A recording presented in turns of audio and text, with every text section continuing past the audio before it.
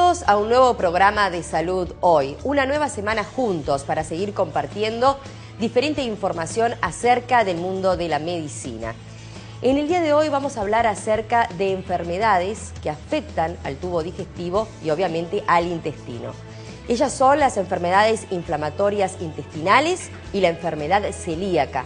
Ya estamos escuchando comúnmente estas enfermedades, están instaladas en nuestra sociedad, cada vez hay más pacientes y por ello hemos invitado a una destacada profesional de aquí de Maldonado, que es la doctora Carla Bianchi, gastroenteróloga, además especialista en enfermedades inflamatorias intestinales. También vamos a tener la presencia de Elizabeth Retrich de la Asociación de Celíacos de Maldonado. Y finalizando vamos a estar hablando acerca del Día Mundial que hace la Organización Mundial de la Salud sobre la lucha contra la ceguera. Y nos va a estar acompañando la doctora Orieta Sugo. Pero vamos a comenzar ya con el programa del día de hoy y le damos la bienvenida a la doctora Carla Bianchi. ¿Qué tal? Muchas gracias por haber aceptado nuestra invitación por favor, y por venir a hablar acerca de estas enfermedades que cada vez estamos escuchándolas más. Es decir, cotidianamente uno, ¿no? Ser común y corriente, como que se están diagnosticando más, ¿no? Sí, yo creo que es una sumatoria de factores. Por un lado, en que se ha mejorado su diagnóstico y por otro lado, que hay un aumento de su incidencia, ¿no? Eso hace que cada vez escuchemos más estas enfermedades que antes por ahí no era tan frecuente, ¿verdad? Que eran casos más puntuales. Hoy creo que es mucho más frecuente, por eso es muy importante este tipo de programas donde concientizamos a la población y explicamos un poco al respecto para que estén atentos y puedan hacer una consulta y un diagnóstico precoz. ¿Y a qué nos referimos cuando hablamos de enfermedades inflamatorias intestinales? Bueno, como su nombre lo dice, las enfermedades inflamatorias intestinales son consecuencia de una inflamación del intestino que, si bien su causa no está totalmente aún aclarada, son consecuencia de factores genéticos y ambientales. Factores genéticos hablamos por el hecho de que se han aislado genes que determinan una enfermedad más severa de determinadas topografías, como algunos genes para la enfermedad de Crohn, y se ha visto que hay mayor incidencia, mayor prevalencia entre familiares de pacientes con estas enfermedades, ¿verdad? Es decir, que hijos de padres con enfermedades inflamatorias intestinales tienen un riesgo incrementado respecto a la población general. Por otro lado, factores ambientales, ya que sabemos que existen elementos infecciosos, no totalmente aún aclarados, y factores antígenos alimentarios, que son los que gatillarían esta inflamación, ¿verdad? El intestino habitual, en su proceso de absorción normal de nutrientes, tiene que diferenciar entre aquellos antígenos alimentarios de aquellos antígenos infecciosos o tóxicos. Eso lo hace gracias a un sistema inmunológico propio que tiene y a un mecanismo de barrera en la mucosa del intestino. Cuando estos mecanismos fallan, las bacterias normales que existen en cantidades importantes en nuestro intestino actúan como gatillo de esa respuesta inflamatoria de este intestino que está afectado, ¿verdad? Y ahí se produce esta enfermedad inflamatoria, que es una enfermedad crónica, como su nombre lo dice, enfermedades inflamatorias crónicas. Es decir, que una vez que se diagnostica, el tratamiento y el seguimiento deben ser por un largo periodo de tiempo o de por vida. Vamos a ver ahora una imagen, Carla, justamente del tubo digestivo, ¿no? Exacto. El tubo digestivo, para que la gente comprenda, comienza, como lo vemos en la imagen, por el esófago, ¿verdad? Luego continúa por el estómago, por el intestino delgado y por último el intestino grueso o colon, por donde se elimina a partir de ahí las materias, ¿verdad? Estas enfermedades tienen la característica, las enfermedades inflamatorias intestinales comprenden dos enfermedades, que es la colitis ulcerosa y la enfermedad de Crohn. La colitis ulcerosa, la característica es que afecta exclusivamente el colon, como estamos viendo en esa imagen, el intestino grueso, en distinta severidad y en distinta extensión, pero solamente el colon.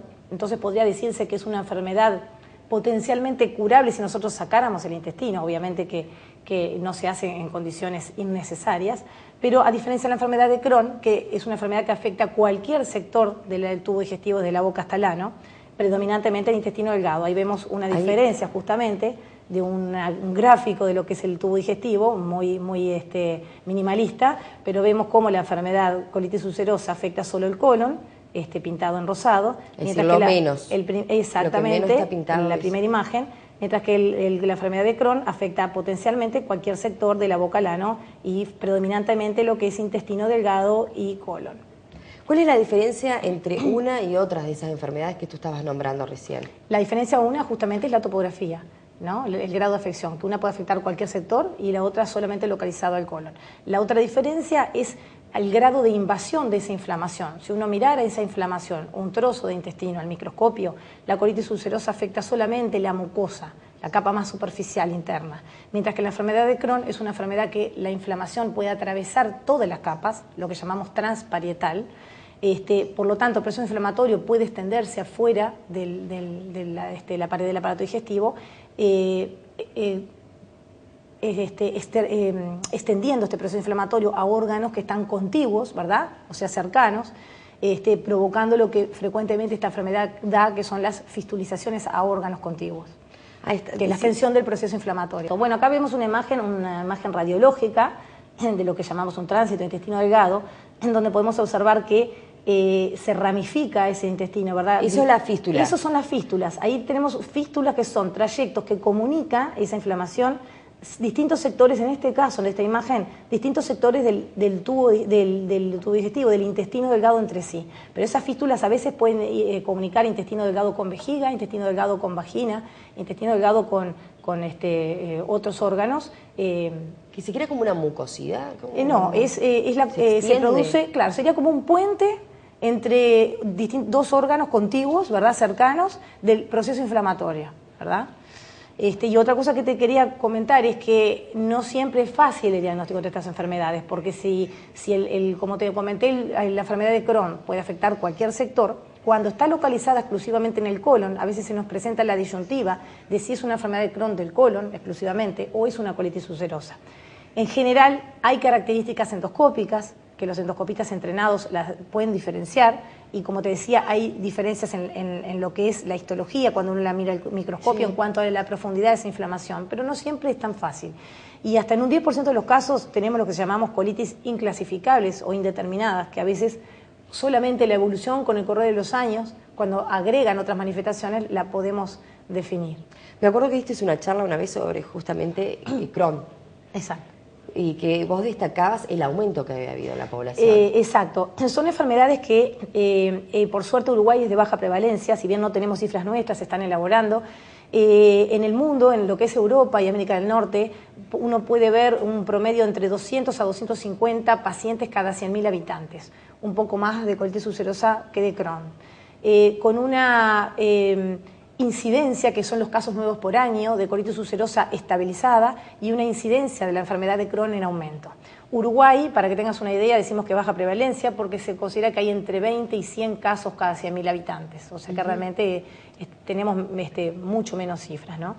Pero sí, la incidencia de la enfermedad de Crohn va en aumento, y como yo te decía, son enfermedades multifactoriales, entre las cuales la autoinmunidad juega un rol, y sabemos que estamos en un periodo de la vida donde el estrés está en aumento, sí, y si bien no es el estrés una de las causas de esta enfermedad, sí se ve que las manifestaciones o el debut o las descompensaciones siempre son en general vinculadas a un suceso vital estresante, ya sea un cambio de vida, de irse a vivir a otro país, un duelo, una pérdida, un divorcio, o sea, situaciones que, si bien no están en su génesis de la enfermedad, sí están en la puesta en manifestación o en la descompensación de una enfermedad genéticamente ya existente.